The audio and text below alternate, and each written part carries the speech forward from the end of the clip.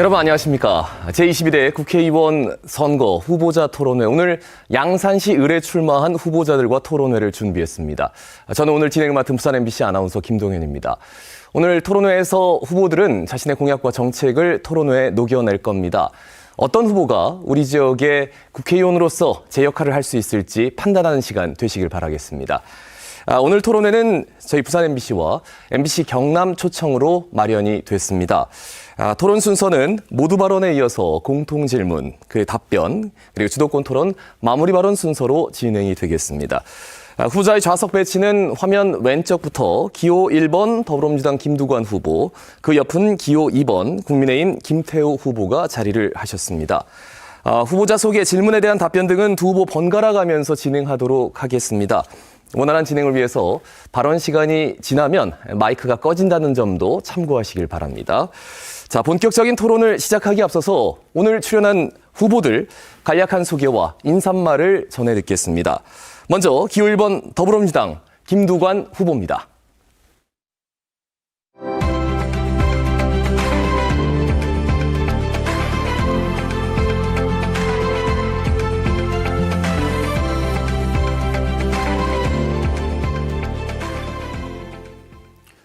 안녕하십니까.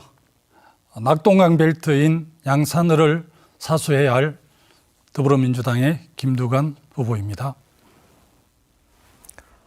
자, 계속해서 기호 2번 국민의힘 김태호 후보입니다.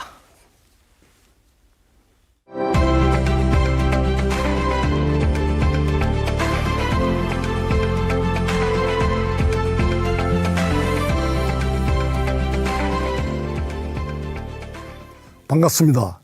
이제는 바꿔야 되지 않겠습니까? 양산을 힘있는 변화로 이끌 기호 2번 국힘 김태호입니다. 네, 후보들의 인사말을 들으셨습니다. 이제 본격적으로 토론을 시작해 보겠습니다. 첫 순서는 각 후보자들의 모두 발언을 듣는 순서입니다. 시간은 1분을 드리고요. 기호 2번 국민의힘 김태호 후보부터 모두 발언 시작해 주시죠. 반갑습니다. 나라도 위기고 정치도 위기입니다. 특히 우리 지역 양산을은 정말로 큰 위기입니다. 만나는 사람마다 화가 나 있었습니다. 서부 양산보다는 동부 양산이 너무 낙후되어 있고 자존심 상했습니다. 천성산 터널, 또 광역철도, 또 KTX 정차역, 또 신도시는 신도대로 양방향 하이패스, 모든 게 말만 있고 첫삽을 뜰 수 있는 여건이 하나도 안 돼 있었습니다. 거기에 병원 하나 있는 것마저 폐쇄됐습니다. 지난 8년간 민주당 국회의원이 한 결과가 뭔지 민심은 묻고 있습니다. 모든 건 때가 있다고 생각합니다. 바로 지금이 골든타임이라고 봅니다. 중앙정부, 지방정부, 완팀입니다. 곳간의 열쇠는 우리가 가지고 있습니다. 정말 애산폭탄을 한번 기대해 보지 않겠습니까? 힘있는 변화, 저 김태호가 한번 해보겠습니다. 네, 다음은 기호 1번 더불어민주당 김두관 후보 모두 발언입니다. 1분 드립니다. 김두관 선택이 정권 심판입니다. 사랑하고 존경하는 양산 시민 여러분 안녕하십니까. 이번 22대 총선거 첫 TV 토론에서 인사드립니다. 이번 선거는 못 살겠다 심판하자의 선거입니다. 멀쩡한 청와대 이전을 시작으로 얼마나 많은 세금을 낭비했습니까? 바이든인지 날리면인지 국민들 청력을 시험했습니다. 이태원 159명 죽음에 누구 하나 책임지지 않았습니다. 세상뱅 사망 사건의 은폐 시도는 도주 실패로 끝났습니다. 법원이 주가 조작으로 23억을 벌었다고 판결한 김건희 여사는 조사 조치 받지 않았습니다. 대통령은 거부권까지 행사했습니다. 물가는 폭등, 이자는 폭탄, 인생은 폭망입니다. 이제까지 이런 정권은 없었습니다. 이 무능하고 파렴치한 정권을 꼭 심판해 주십시오. 김두관 선택이 정권 심판입니다. 네. 자, 두 후보의 모두 발언을 들으셨고요. 공통 질문 이어가겠습니다. 첫 번째 질문은 공약 관련입니다. 질문입니다. 본인의 1호 공약은 무엇인지, 또 왜 1호 공약으로 채택했는지, 공약 실현을 위한 해법은 무엇인지 설명해 주시면 되겠습니다. 시간은 후보당 1분 30초를 드리겠습니다. 김두관 후보부터 답변해 주시죠. 저희 1호 공약은 당연히 웅산광역철도의 조기 착공입니다. 부울경 메가시티는 양산 발전의 미래 비전입니다. 그 부울경을 연결하는 헬맥이 바로 웅산광역철도입니다. 낙타가 바늘기에 들어가는 것만큼 어렵게 여기까지 왔습니다. 제4차 국가철도망 계획에 웅산성을 반영하고 44개 사업 중에서 5개 선도 사업으로 지정이 되고 그중에 사전 타당성 조사를 거쳐 딱 2개만 예비 타당성 조사를 시작했습니다. 웅산광역철도가 그중에 하나입니다. 예비 타당성 조사를 시작했다는 것은 8부 능선을 넘는 일입니다. 철도 사업은 바로 공사를 시작해도 보통 10년이 걸립니다. 이 어려운 웅산선을 완성하려고 하면 3선에 당선되어 국토교통위원장을 맡아야만이 이 사업을 차질 없이 마무리할 수 있습니다. 웅산선이 가시화되면 신도시 건설은 탄력을 받게 되고 웅산 지역의 도시 인프라는 빠르게 달라질 것입니다. 양산이 부울경 메가시티 중심으로 우뚝 설 것입니다. 메가시티 중심이란 부울경 행정통합청사와 공공기관의 유치를 뜻합니다. 거기에 필요한 공공시설, 아파트 단지, 배후 단지, 첨단 산업이 이르는 복합적인 도시의 대변화가 이루어질 것입니다. 저 김두관이 여러분과 함께 이 꿈을 이루어내겠습니다. 자, 이번에는 김태호 후보에게 본인의 공약 1호는 무엇인지, 왜 1호 공약으로 채택을 했는지를 묻겠습니다. 1분 30초 드리겠습니다. 저는 양산의 그 비전, 의뢰 비전의 그랜드 양산 프로젝트를 발표했습니다. 거기에 천성산 터널, 또 광역철도, 또 KTX 정차역, 또 신도시의 양방향 하이패스, 바로 이건 인프라입니다. 그런데 지금 웅산 지역에 가장 시급한 문제가 생겼습니다. 그건 공약 1호가 아니라 바로 영순이라고 보는데, 제일 중요한 건 사람의 건강, 우리 시민의 생명, 그리고 안전 아니겠습니까?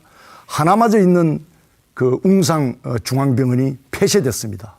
전 진짜 그동안에 우리 이 지역 국회의원이 뭘 했는지 묻지 않을 수가 없습니다. 그래서 이 웅산병원의 정상화가 가장 시급합니다. 지금 여기에 어린이들, 또 어르신들, 그리고 투석 환자가 70명 되는데 지금 뿔뿔이 흩어졌고 그 가족들의 아픔은 이루 말할 수 없습니다. 그래서 이 병원의 정상화가 가장 시급합니다. 그리고 건강한 인수자가 나타나도록 진짜 최선을 다해서 여야 관계없이 저는 뛰어야 된다고 생각합니다. 장기적으로는 이 10만 도시에 걸맞는 공공의료기관이 꼭 필요합니다. 제가 도지사 시절 그런 의료기관의 확대와 또 시설의 현대화에 좋은 발전 경험을 갖고 있습니다. 꼭 이런 10만 도시 걸맞는 병원 건립을 반드시 추진해 나가겠습니다. 예, 본인의 1호 공약에 대한 두 후보의 답변을 들으셨고요. 다음은 주도권 토론 시간입니다. 주도권을 가진 토론자가 자유롭게 본인의 주도권을 이용해서 토론을 진행하면 되는데요. 다만 주도권자는 한 번에 가급적이면 2분 이내에 발언을 좀 해주시고 상대방의 답변 시간은 최소 30초 이상은 좀 보장해 주시면 감사하겠습니다. 이 규칙이 잘 지켜질 수 있도록 사회자가 개입할 수 있다는 점도 미리 알려드리겠습니다. 자, 그러면 주도권 토론 먼저 김태호 후보부터 시작해 주시죠. 예, 우리 김두관 후보님은 제가 도지사는 먼저 했고 또 인생으로서는 저보다 선배입니다. 정말 둘이 잘 지나는데 참 정치가 얄궂습니다. 또 이렇게 정치적 노선이 다르다 보니까 또 어쩔 수 없이 마치 외나무 다리에서 만난 것처럼 또 설전을 할 수밖에 없는 것 같습니다. 하지만 우리 시민들이 잘 판단하고 또 현명하게 또 선택해 주리라 저는 믿고 있습니다. 고대 제가 잘 아는 위대한 정치인 중에 한 분이 이런 말을, 위대한 정치 사상가 중에 한 분이 이런 말을 했습니다. 정치를 외면한 가장 큰 대가는 가장 저질스러운 인간들에게 지배당하는 것이다. 이런 말이 있습니다. 전 묻고 싶습니다. 지금 비리 혐의로 재판을 받고 있는 이재명 대표, 또 조국 전 장관, 이분들이 지금 대한민국 정치를 흔들고 있습니다. 국민을 저는 기만하고 있다고 생각합니다. 대한민국의 상식이 무너지고 정의가 저는 무너졌다고 생각합니다. 저는 우리 김두관 후보에게 한번 물어보고 싶습니다. 민주당의 원내대표 경선 과정에서 김두관 후보님께서 내가 돼야 이재명이를 지킬 수 있다라고 발언한 걸로 알고 있습니다. 이런 이재명, 지금 비리로 사법 리스크로 언제 감방에 갈지도 모르는 그런 분을 뭘 지키겠다는 것인지 오늘 잠깐 답변을 듣고 싶습니다. 국정 2년 만에 정말 나라를 이렇게 망가뜨린 여당의 후보께서 이렇게 질의할 수 있는가에 대해서 저는 좀 의문이 듭니다. 사실은 김태호 후보께서는 이재명 조국을 독초에 비유하시지만 우리 많은 국민들은 약초라고 생각하는 측면들이 있습니다. 지금 비례대표를 어느 당에 찍겠느냐 했을 때 국민의힘 자매정당보다 조국 핵심단을 찍겠다는 지금 30초가 됐고요. 잠깐 네. 끊겠습니다. 돌아볼 간단하게 필요가 왜 뭘 지키겠나? 이재명의 대표에 뭘 지켜주겠다는 걸 물었는데 계속 딴 이야기를 지금 하고 있습니다. 토론의 질문에 지금 벗어나고 있습니다. 사실 결국 방탄 아닙니까? 지난번 거대 야당의 폭주, 입법 독재로 시체 사사건건 발목 잡았고 가장 1호 목적은 이재명 대표 지키기, 방탄국회였습니다. 결국에 원내대표가 안 됐지만은 됐다면 그 방탄국회, 이재명을 감옥에 안 보내기 위한 그 노력을 앞장서겠다는 그런 뜻 아닌지 다시 한번 물어봅니다. 아니 뭐 발목 냄새 나는 발목을 누가 잡겠습니까? 사실은 뭐 지금 오히려 우리 거대 야당이 발목을 잡았다고 그러는데 국회 입법권을 심각하게 침해한 윤석열 대통령 거부권을 9번 행사를 했습니다. 87년 민주화 이후에 가장 많은 2년 만에 그것도 9번이나 거부권을 행사했는데요. 국회를 자세히 들여다보면 오히려 국민의힘이 2당인데도 불구하고 또 집권해서 국정을 책임지는 정당임에도 불구하고 너무나 많은 김두관 후보님 끝까지 뭘 지키겠냐고 이재명 대표에 뭘 지켜주겠냐고 물었는데 계속 말을 안 하고 있습니다. 이 김두관 후보님 굉장히 제가 좋아하고 정치성도 분명한 분이었는데 갈수록 김두관에게는 김두관이가 보이지 않는 그런 행보에 대해서 굉장히 안타깝게 생각하고요. 병원 문제에 대해서 한번 물어보고 싶습니다. 지금 중앙병원 유일학 응급 체제를 갖춘 종합병원인데 웅상에 있는 중앙병원이 지금 폐쇄됐습니다. 가장 소중한 우리의 그 생명 또 건강 이 안전인데 이런 부분들이 그런 과정에서 쭉 절차를 보면은 폐쇄되기까지 도대체 우리 김두관 후보는 어디서 뭘 했는지 또 어떤 역할이 있었다면은 그 이야기를 좀 잠깐 듣고 싶습니다. 물론 국회의원이 책임이 없다 할 수 없지만 가장 큰 책임은 지금 국민의힘이 시장한테 있다고 생각을 합니다. 저는 이 바쁜 공식 선거 기간 중에도 2개의 대학병원장을 만났습니다. 전투복으로 찾아갈 수 없기 때문에 양복으로 갈아입고 2개의 대학병원장을 만났고 또 3군데 의료재단에게 웅상병을 인수해달라고 요청을 한 바가 있고요.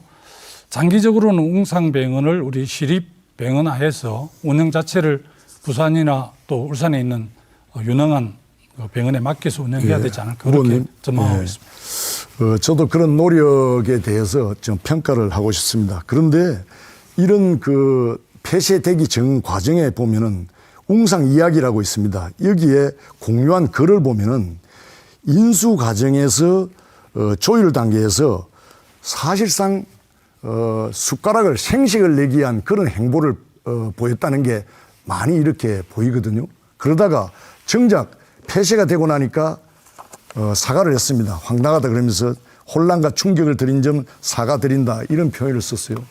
아니 우리가 생식을 낼 때 사실상 상황이 다르다고 봅니다. 이렇게 시민의 생명과 또 안전에 관련된 일에 꼭 정치적 냄새를 풍기면서 이렇게 마치 숟가락 올리듯이 생식 내듯이 이러한 인상으로 풍겼다는 데 대해서 저는 굉장히 안타깝고요.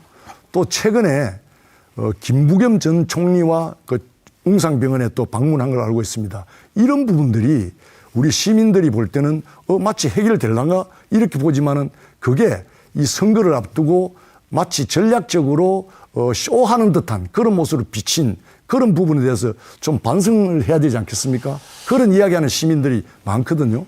저는 뭐 쇼라고 생각하지 않고요. 우리 당의 선대위원장인 김부겸 전 총리 와서 현안을 살피는 것은 매우 바람직하다고 보고 있고, 지금 오늘도 제가 오기 전에 잠깐 연락을 받았지만 모 대학병원에서 인수 인계를 지금 준비하고 있고요. 지난번에도 인수 단계까지 갔었습니다.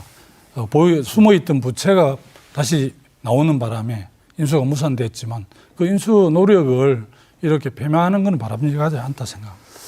됐고요. 그래서 저는 그렇게 비춰져서도 안 된다고 생각합니다. 또 인수 과정에 정치적 색깔이 개입됨으로 인해서 오히려 그 과정에 왜곡될 수 있다는 말을 분명히 드리고 싶고요. 제가 경남도지사 시절 마산 의료원 어떤 확충을 위해서 굉장히 노력하면서 롯데의 신격호 회장의 마산에 크리스탈 호텔이 있었습니다. 그 부분을 어떤 공적 재산을 결과적으로 그 사회 재산을 그 기부를 받아서 마산 의료원을 확대하고 현대화한 그런 경험들을 갖고 있습니다. 저는 이 웅상의 이 병원을 반드시 정말 건강하고 또 제대로 운영해 갈 수 있는 튼튼한, 진짜 믿고 맡길 수 있는 튼튼한 인수사를 찾고 또 그 이후에 장기적으로 진짜 공공의료기관으로서 탄탄한 그 의미와 미래 우리의 웅상 시민들의 건강을 또 생명을 담보해 낼 수 있는 그런 병원을 꼭 만들겠습니다. 그런 과정에 우리 김두관 후보님도 같이 동참해서 좋은 파트너를 구할 수 있는데 협력을 해 주기를 당부드립니다. 네. 마산 의료원 정상화에 저도 많은 노력을 했습니다.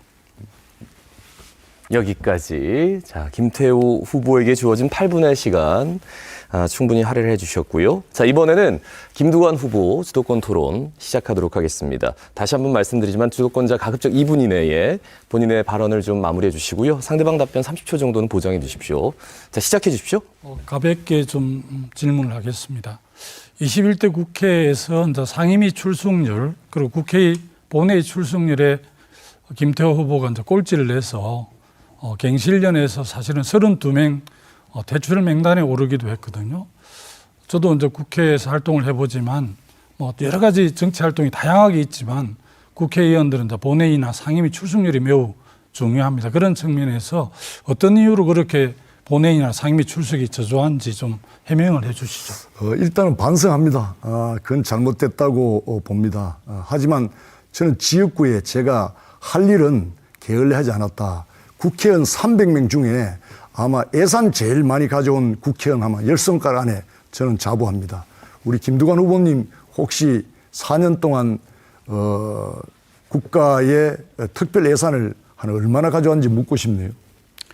2023년도 경남에 16명 국회의원, 지역구를 두고 있는 국회의원 중에서 교육부의 교육특교를 가장 많이 받아서 웅산 고등학교 체육관 건립을 비롯해서 창호교체, 화장실 개보수 등등 가장 많이 했다는 말씀드리고요. 우리 웅산 지역의 오랜 수원 사업이었던 어쨌든 웅산 강역철도가 지금 한 3조가 조금 넘는 예산이 잡혀 있지만 완공이 되려고 그러면 사실은 4조가 넘게 들 겁니다. 그 일을 사실은 25년 수건 사업이었고 제 전전임 국회의원은 박이태 국회의장님이셨지만 그것도 그래도 못하셨습니다. 그러나 제가 국토위 기재를 하면서 지금 예비타당성 조사까지 갔지 않습니까? 단 2개, 우리 웅상선하고 나주 강주 2개인데 이것은 제가 자랑할 줄 몰라서 그렇지 정말 저는 캐거라고 생각을 하는데 자꾸 뭐 8년 동안 일을 안 했다고 이렇게 공격을 하시니까 참 제가 당황스럽습니다만 웅상에 지금 두산 이브라든지 소주공단이라든지 이런 쪽에 공당이나 공공 아파트가 많이 들어올 수 있었던 것은 울산 하수종말 처리장을 확장했습니다. 그것은 제 전임인 서영수 국회의원의 한 역할이라고 저는 알고 있거든요. 그래서 이렇게 큰 두 건의 해결을 했는데도 일을 안 하셨다고 하니까 제가 동의하기 좀 매우 어렵다는 말씀드리고요. 제가 계속 질의를 이어가겠습니다. 부울경 메가시티에 대해서 최근에 재추진 의사를 밝혀서 재추진하겠다는 것에 대해서는 저는 환영하지만 지난번 부산시장, 경남지사, 울산광역시장이 부울경 메가시티를 폐기했을 때 정치적으로 그것을 뒷받침한 분들이 33분의 국민의힘 소속 국회의원들인데 부울경 메가시티가 부울경의 미래거든요. 그런데 그때 왜 가만히 있었는지 그 해명 좀 해 주십시오. 그건 폐기라기보다도 방법을 달리한 겁니다. 우리가 부울경 통합을 통해서 또 메가시티라는 이름을 통해서 서울로 가는 목표를 정했다면은 가는 길이 뭐 특별연합을 통해서 할 수도 있고 경제 부울경 동맹을 통해서도 갈 수 있는데 특별연합 그걸 폐기했다 그러지만은 아니 올라가다가 차가 연비가 더 효율성이 떨어지고 실효성이 없으면은 그 차를 바꿔야 되거든요.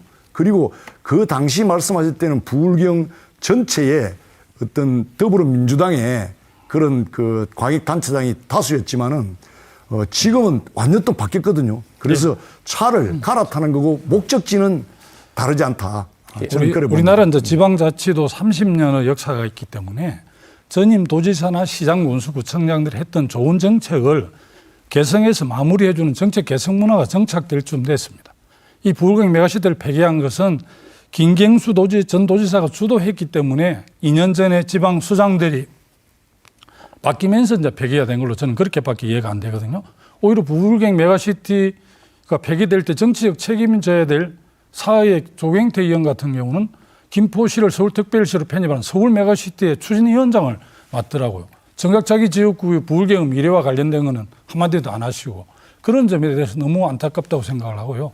늦게나마 우리 김태호 후보께서 부울경 메가시티 재추진 의사를 밝혀서 그 점에 대해서는 환영을 하는데 그래도 그렇게 정치적인 역할을 안 한 것에 대한 자기 사과와 반성 정도는 있으면서 다시 재추진을 하는 게 이게 상식적이지 않느냐 저는 그렇게 생각을 하는데 그 점에 대해서는 어떻게 생각하세요? 사실상 그 우리 김두관 후보님이 그 뿌리에 대해서 조금 고민을 안 해주신 것 같아요. 뿌리가 있어야 그 줄기에 꽃이 피고 열매가 맺는데 부울경 메가시티란 말은 바뀌었지만 사실은 제가 도지사 할 때 부울경의 통합을 그 뿌리를 씨를 뿌린 사람입니다. 그리고 이 남해안특별법 제가 도지사 할 때 부산과 경남과 목포까지 이어지는 수도권에 대응하는 새로운 성장 거점으로서의 남해안특별법까지 주도해서 통과시킨 사람입니다. 그래서 그 부분에 대한 의지는 진짜 확고하고 우리 김두관 후보님께서 김두관 후보이겠습니다. 메가시티에 대한 그 이야기는 저는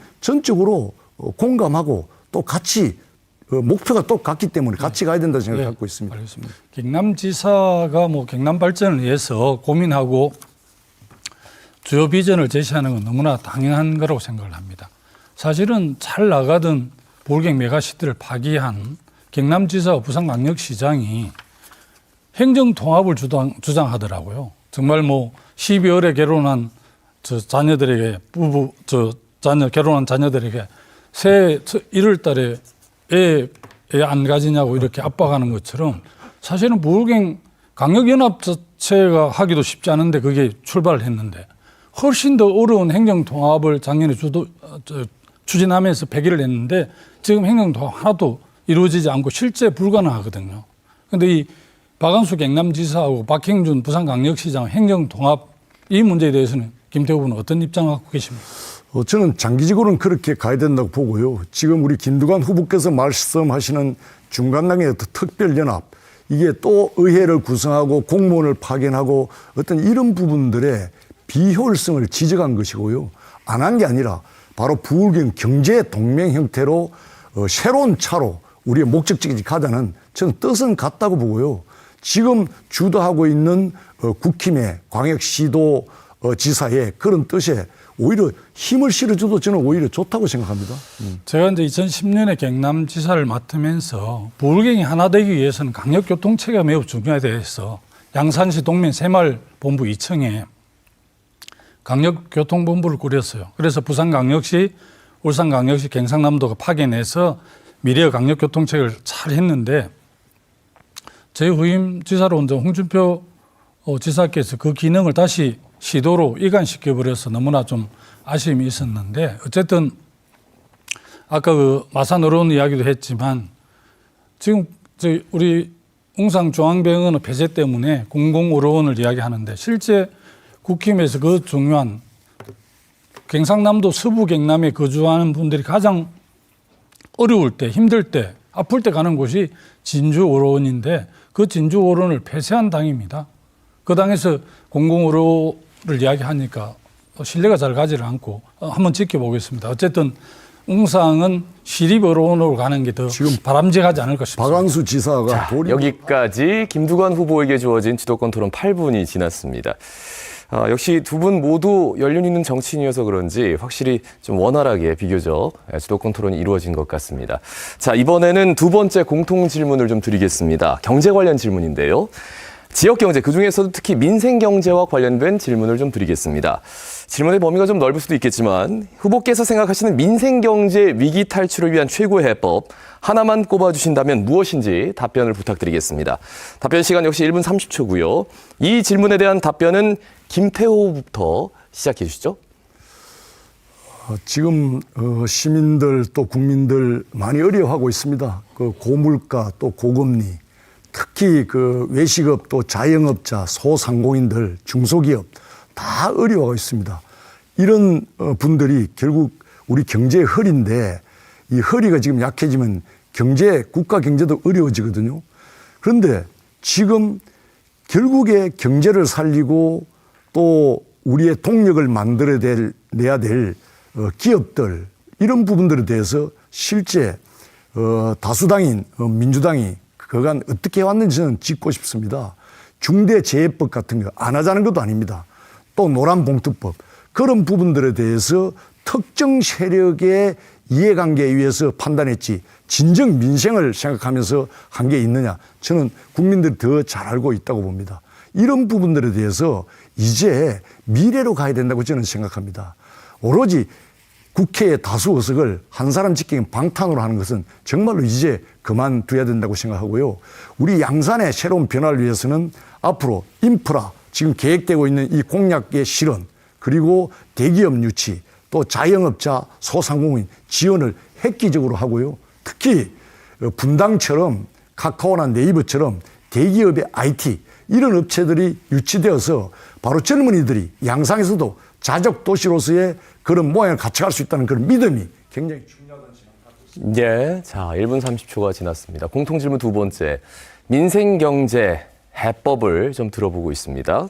어떻게 생각하시는지 이번에는 김두관 후보 역시 마찬가지로 1분 30초 드리겠습니다. 시작해 주시죠. 경제위기의 출발점은 윤석열 대통령입니다. 누가 묻지도 않은 아랍에미레이트의 적은 이란이다. 이렇게 말을 해서 이란 수출을 흔들더니 불필요한 양안관계 발언을 해서 최대 억자국이었던 중국과 담을 쌌는데 우리 경제가 잘 될 수 있겠습니까?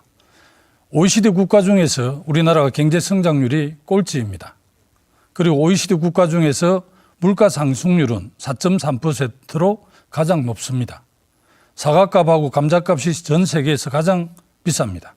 이렇게 물가가 높아서 어떻게 서민들이 살아가겠습니까? 첫째 해법은 대통령이 가만히 있는 것이라고 저는 생각을 합니다. 1호 영업사원이라더니 해외에 나가면 사고치지 않습니까? 전문가 의견도 안 듣고 야당 대표와 테이블에 앉지도 않습니다. 무슨 경제를 대통령이 어떻게 살리겠습니까? 둘째 해법은 부자 감세 중단입니다. 법인세, 종부세 다 깎아져서 작년에만 57조의 세수 평가가 났습니다. 이렇게 노골적으로 부자 세금을 깎아주면 국가 운영은 무슨 돈으로 합니까? 이런 상태에서 대통령 전국을 다니면서 민생 토론을 하면서 900조 원을 쓰겠다고 합니다. 앞뒤가 맞는 말을 하십시오. 셋째는 적극적인 재정 확대입니다. 우리 당에서 추진하고 있는 민생회복지원금, 지역화폐 발행으로 죽어가는 골목 상권을 살리고 서민경제에 피가 돌게 해야 합니다. 자, 여기까지 공통질문 민생경제 위기탈출 해법에 대해서 각 후보의 답변을 들어봤습니다. 자, 이제 또 한 번의 주도권 토론을 좀 이어갈까 합니다. 역시 8분 드리고요. 토론 방법은 앞서 주도권 토론과 동일합니다. 마찬가지로 후보님들의 시간 관리, 답변 시간과 관련해서 사회자가 적절한 시점에 개입할 수도 있다는 점 알려드리겠습니다. 자, 두 번째 상호 토론은 김두관 후보부터 시작해 주시죠. 작년 가을 전국을 뜨겁게 달구었던 양평고속도로와 관련해서 좀 토론하겠습니다. 작년 국토교통위 상임위원회에서 고속도로 노선이 바뀐 걸 제가 가장 먼저 문제 제기하고 그 이후에 이소영 의원, 한준호 의원들이 날카롭게 이걸 파헤쳐서 전 국민을 공분을 샀는데요. 양평 고속도로가 원래는 양서면 그 남한강 북한강이 만나는 두물머리로 가서 국도 6호선의 교통 정체를 해소하고 또 장기적으로는 춘천간 고속도로를 연결하게끔 돼 있었습니다. 그래서 애초에는 양서면으로 가게 돼 있었거든요. 국책연구기관인 KDI에서 2년간 했는데 갑자기 정권이 바뀌고 인수위원회에서 강상면으로 노선이 변경됐어요. 고속도로 종점 부분이. 이 강상면에 김건희 일가의 땅이 운동장 한 5배 정도 있었다는 거 아닙니까? 이 양평 고속도로 원안으로 해야 되는 건지 아니면 김건희 여사 땅, 일가 땅 운동장 5배 크기의 땅이 있는 이 강상면으로 해야 되는지 김토희 의원도 어쨌든 큰 정치인이니까 여기에 대한 어떤 판단을 하고 계신지 좀 듣고 싶습니다. 그건 여기서 사실 여부를 충분히 원희룡 국토부 당시 장관이 해명을 한 걸로 알고 있고 그 오히려 민생을 위한 소위 그 고속도로가 정정이 됨으로 인해서 백지화됐지 않습니까? 이런 부분들은 정정의 대상이 돼서는 안 된다고 보는데 더 중요한 거는 그런 부분들의 의혹으로 실제 양평의 주민들이 엄청난 피해를 보고 경제, 산업 모든 30초 부분의 답변 시간 기대 효과가 지금 보장됐습니다. 다 떨어졌거든요. 그래서 사실상 대안을 만들어서 새로운 어떤 제가 변화를 저도 가져와야 되지 않다 생각하고 있습니다. 웅산광역철도도 엄청난 그 4년간의 준비 기간을 거쳐서 지금 예비 타당성 조사를 하고 있거든요. KDI가 역시 하고 있습니다. 최대 국제기관인 KDI에서 2년간 연구를 해서 양서면으로 가는 걸로 확정을 했는데 인수위가 갑자기 용역회사에 맡겨 바꿨어요. 제가 용산에서 대통령직을 수행하는 사람이라면 오히려 그쪽이 훨씬 더 타당성이 있다 하더라도 국민적 의혹이 있으면 원한대로 하라고 할 것 같아요. 그럼 참 국민의 사랑을 받을 것 같은데 그렇게 고집스러워서 참 안타깝고요. 최근 우리 국민들께서 가장 궁금해하고 바람직하지 못하고 공정하지 못하다고 생각하는 부분은 최수건 상병 사망 사건에 따른 진실을 밝히는 문제입니다. 그 핵심, 그 의혹의 중심에 있는 이종섭 전 국방부 장관을 호주 대사로 임명을 해서 국민들께서 정말 이건 아니다 이렇게 생각을 하고 또 이 수사를 담당했던 박정훈 대령은 오히려 항명죄로 지금 기소를 해서 재판을 받고 있습니다. 이 점에 대해서 이제 김태우 후보께서 이종섭 대사를 소환해서 조사해야 된다는 주장을 했는데 그것까지는 저는 뭐 나름대로 좋다고 인정을 하는데 윤석열 정부 2년 동안 국정을 이렇게 망가뜨리는데 국민의힘의 중진 의원으로서 윤석열 정권의 국정 전반에 대해서 한마디도 난 비판했던 소리를 못 들었어요. 최근에 낙동강 벨트에서 위험 신호가 오기 때문에 갑자기 이종섭 대사를 소환하라고 한 게 아닌가 이렇게 좀 의심하는데 그 점에 대해서 어떻게 생각하세요? 모든 게 좀 국민의 눈높이에서 이루어져야 된다. 국민이 옳다는 말을 저는 믿고요. 계속 그 윤석열 정부의 자꾸 심판이나 실정을 이야기하는데 문재인 정부 5년은 어땠습니까? 완전히 내로남불이었고 무능의 극치 아니었습니까? 완전 원전 생태계 경제를 망가뜨렸고요. 소주성, 이론도 없는 소주성으로 얼마나 힘들어했고 또 많은 태양광 등 해서 엄청난 부작용이 일어났는데 답변 시간 보장됐습니다. 예, 최근에 윤 대통령의 그 일할 수 있는 기회도 안 준 그 2년의 기간을 심판한다니까 그게 말이 되는 이야기입니까? 저는 의문심선이다 이렇게 봅니다. 문재인 정부가 이제 우리 김태우 후보가 지적하는 것처럼 그런 문제점이 있었기 때문에 정권을 국민들이 교체했고요. 그러면 그 문재인 정부의 그런 실정에 대해서 타산지석으로 삼아서 정말 잘해야 될 거 아닙니까? 그런데 문재인 정부 때는 그나마 그래도 세계 선진국 지위를 유지했는데 지금 자고 나니까 후진국으로 나락으로 떨어지고 있다는 비판을 하는데 최근에 뭐 의료계획 문제 이런 거와 마찬가지로 도저히 국민하고 소통을 하지 않는 것 같아요. 청와대를 왜 용산으로 옮겼습니까? 국민과 소통하기 위해서 옮겼는데 국민과 소통하지 않아요. 문재인 정권 5년은 그래도 세계 선진국 대열에 있었는데 지금 윤석열 정권 2년에 완전 나라가 망가졌어요. 무능무지 무도하다고 지금 이야기를 하고 있는데 그 점에 대해서 아마 집권 여당의 국회의원들이 역할을 좀 안 하신 것 같아요. 유승민 전 의원이 굉장히 많은 비판을 하는데 오히려 유승민 의원을 더 비판하더라고요. 국힘 소속 국회의원들이. 난 그 점에 대해서는 좀 안타깝습니다. 그 점에 대해서 어떤 생각을 갖고 계신지 듣고 싶습니다. 너무 아전 인수식으로 해석을 하는 것 같습니다. 진짜 나라가 망해가는 것을 겨우 복원시킨 게 윤 정부라고 저는 생각합니다. 다 만족할 수 없고 다 잘했다고 저는 할 수는 없습니다. 한미 동맹이 완전 깨졌습니다. 그걸 복원한 분이 윤 대통령입니다. 그리고 또 어땠습니까? 많은 부분들의 어떤 그 수출 부분 또 경제 정책 그동안에 이론도 없는 그런 정책으로 국민들이 힘들어할 때 그런 걸 변화를 주도한 대통령이고 2년 동안 일을 할 수 있게 꽁꽁 묶어놓고 무슨 평가를 한다는 말입니까? 이제 국민 여러분들께서 균형 감각을 가지고 좀 이번에 꼭 그런 심판해 주시기를 오히려 저는 역으로 제안하고 싶습니다. 정말 뭐 아전인수로 해석을 하시는데 그래서 저 정권을 국정을 맡았지 않습니까? 그러면 정말 타산지수로 삼아서 잘해야죠. 한미동맹 우리 문재인 정부, 노무현 정부, 김대중 정부에서 뭐가 그렇게 훼손이 됐습니까? 모르겠어요. 한미동맹이라는 철저한 동맹에 기반해서 유연하고 좀 이렇게 러시아라든지 중국하고 일본하고 유연하게 애교를 하는 건데 아마 한미일 동맹을 워낙 군사동맹까지 강화하다 보니까 북중러가 더 이렇게 동맹이 강화됐지 않습니까? 러시아 우크라이나 전쟁 가장 수혜국이 북한인데 북한은 결코 우리가 관리해야 될 대상인데 그걸 관리 차원에서 이렇게 관리하는 걸 마침 북한에 뭐 꼼짝을 못한다 이렇게까지 아주 그 패매를 하는데 저는 대한민국이 북한보다 경제력이 40배 정도 크고 재래식 무기로는 우리가 게임이 안 되지 않습니까? 우리한테. 그러니까 비대칭 전략으로 핵무기나 항무기를 갖고 있는 건데 이 북한을 잘 관리해서 한 번도 평화를 유지하는 게 국가 경영을 맡은 대통령이나 정부 여당은 가장 기본적인 책무인데 한 번도 지금 외국의 전문가들이 한 번도 전쟁 위기까지 이야기하고 양안 관계인 대만보다 더 위험하다고 이야기하는 건데 그런 측면에서 보면 이 한미동맹을 지나치게 강조를 하면서 오히려 4강 외교를 등한시하는 거 아닌가. 오히려 우리 국익에 손해를 보이는 게 아닌가. 저는 그렇게 좀 진단이 돼서 윤석열 정부에서 국정 기조, 외교 기조를 좀 바꿨으면 좋겠습니다. 자, 여기까지 김두관 후보에게 주어진 8분이 지났습니다.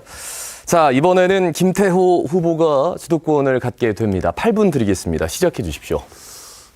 방금 김두관 후보님께서 정말 자기 유리하게 해석을 한 것 같습니다. 다 잘할 수는 없습니다. 그래서 국민이 선택한 우리 윤석열 정부 일할 수 있는 기회는 한번 주셔야 되지 않습니까? 국회에서 모든 걸 발목 잡고 오로지 특정 세력들을 이해관계를 위한 대변 또 한 사람 오로지 감옥에 안 보내게 위한 방탄국회 그게 전부 아니었습니까?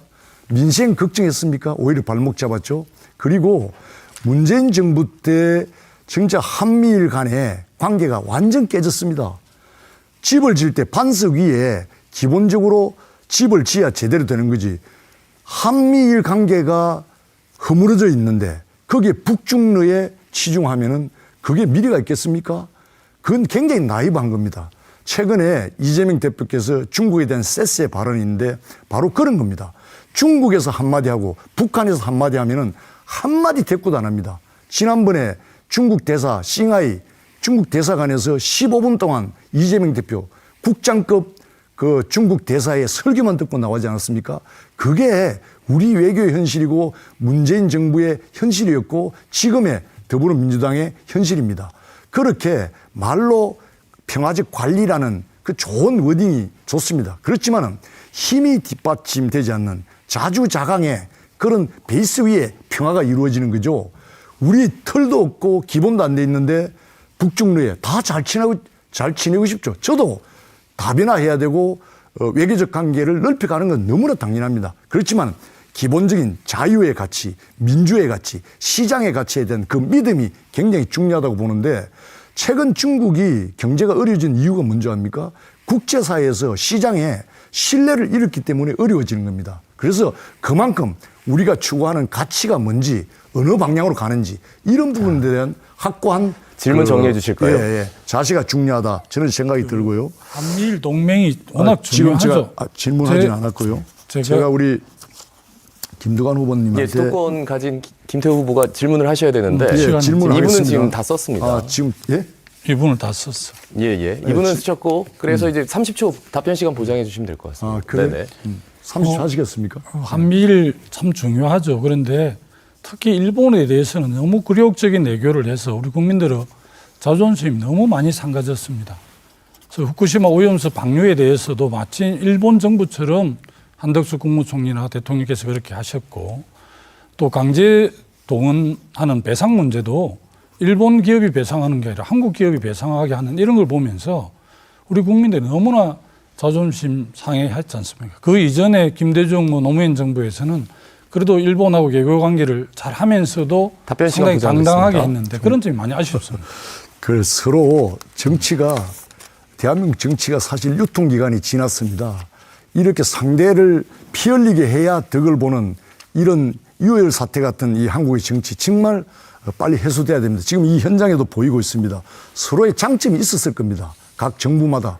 그런 장점들은 이야기하지 않고 오로지 서로 폄하하고 갈라뜨리고 국민을 가르는 이런 정치 행태는 정말 빨리 해소돼야 될 것 같습니다. 지금 그 광역철도 저는 그 지금 예비 타당성의 중이고 또 타당성 결과에 대해서 우리 김두관 후보는 굉장히 또 긍정적으로 생각하고 저는 긍정적으로 답이 나오도록 해야 된다고 저는 생각합니다. 그동안에 에타까지 가기까지 저는 김두관 후보가 굉장히 애를 많이 썼다고 봅니다.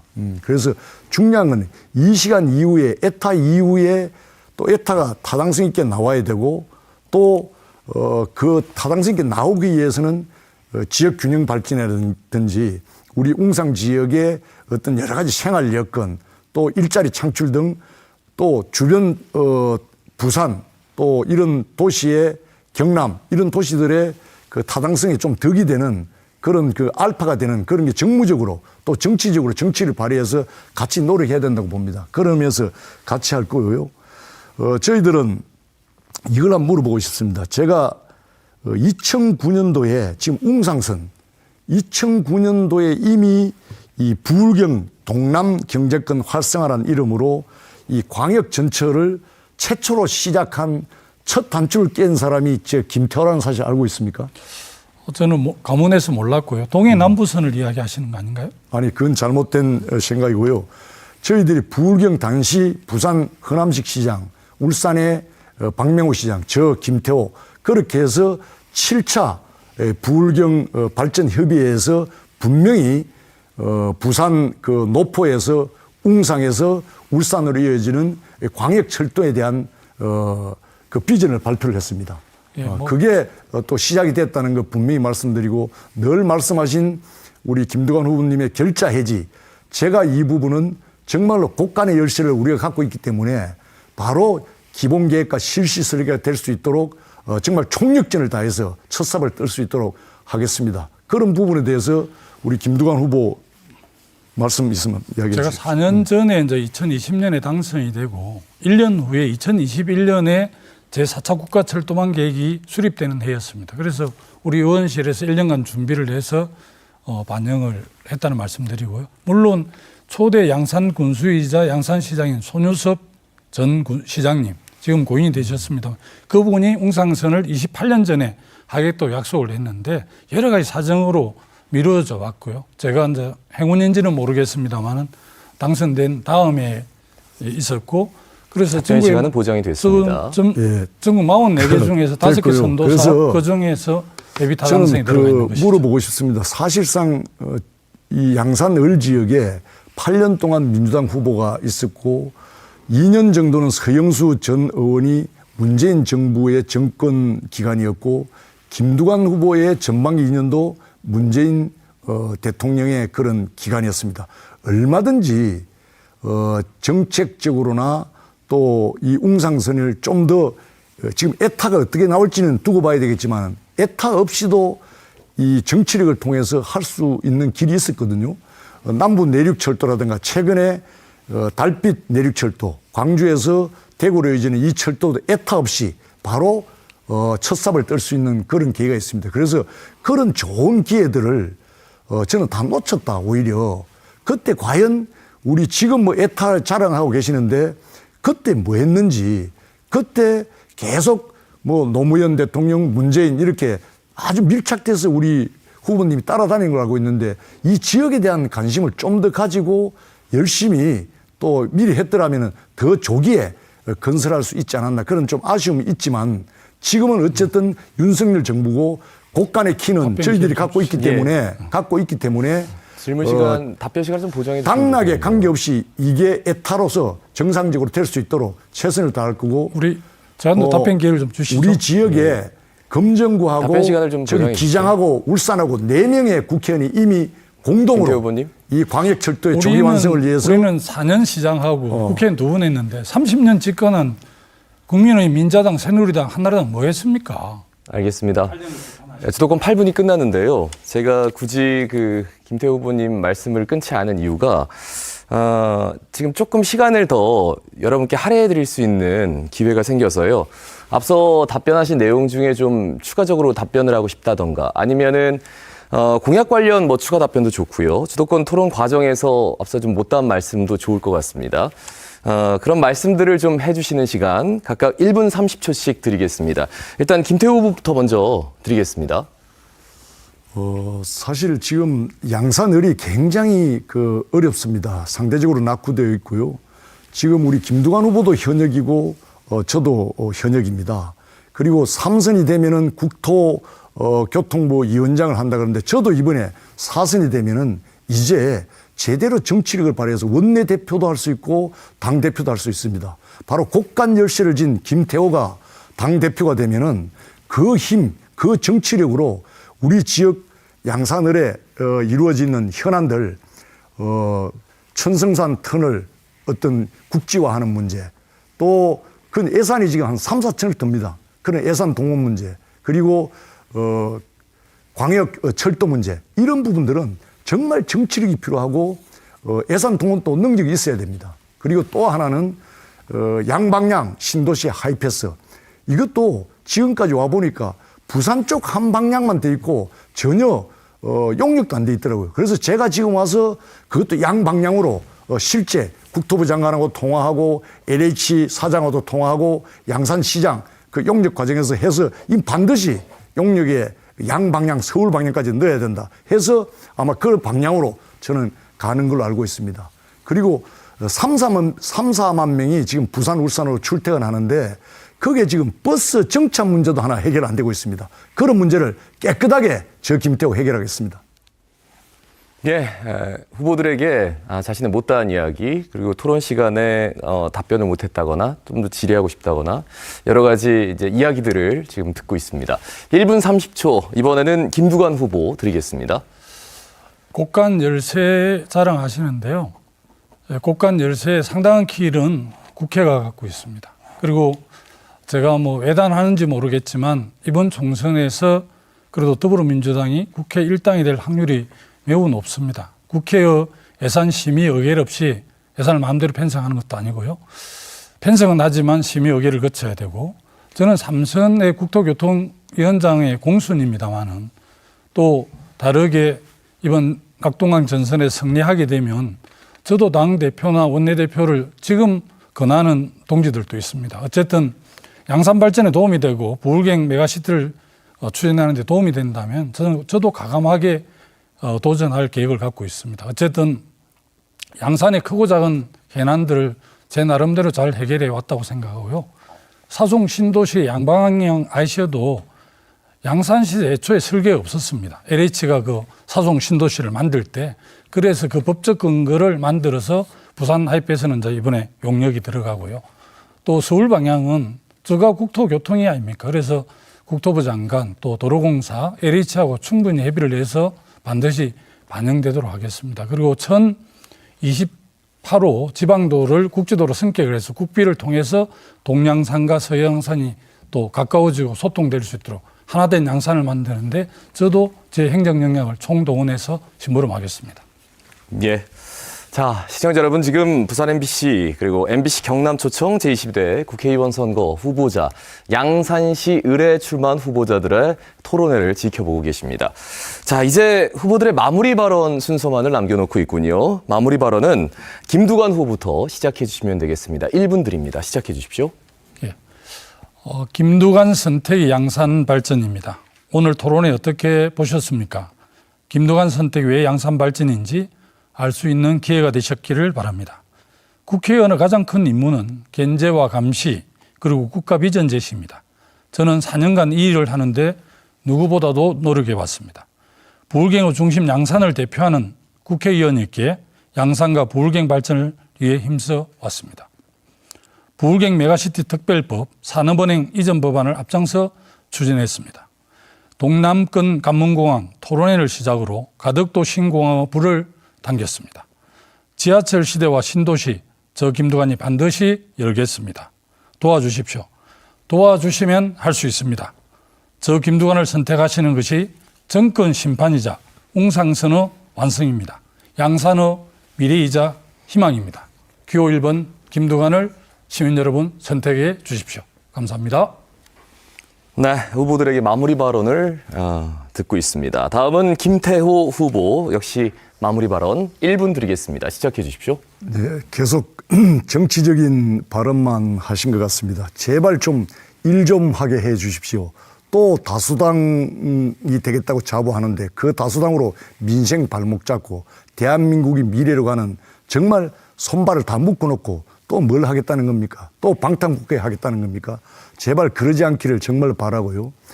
이 말로 하는 게 아닙니다. 이미 공약을 화려하게 다 해봤자 결국에 실천 능력이 없으면 못하는 겁니다. 일머리를 틀 줄 알아야 됩니다. 지금이야말로 골든타임이고 양산을 확실하게 획기적으로 변화시킬 수 있는 바로 골든타임이라는 것을 분명히 말씀드리고 싶습니다. 저 김태호는 경남도지사 시절 그런 발전의 경험을 풍부히 가지고 있고 또 평가받아온 사람입니다. 이번 기회에 김태호에게 한 분 맡겨주십시오. 역시 김태호 쓸만하다. 이 이야기 꼭 한번 들어보겠습니다. 감사합니다. 네, 지금까지 제22대 국회의원 선거 후보자 토론회 양산시 을 선거구에 출마한 후보자들의 토론을 쭉 함께 하셨습니다. 세 번의 기회가 있습니다. 4월 5일과 6일, 이번 주 금요일과 토요일이죠. 그리고 본투표 4월 10일이 있습니다. 유권자로서의 권리 한 표를 꼭 행사해 주십사 다시 한번 당부드리겠습니다. 자, 오늘 토론회는 여기서 마무리합니다. 여러분 고맙습니다.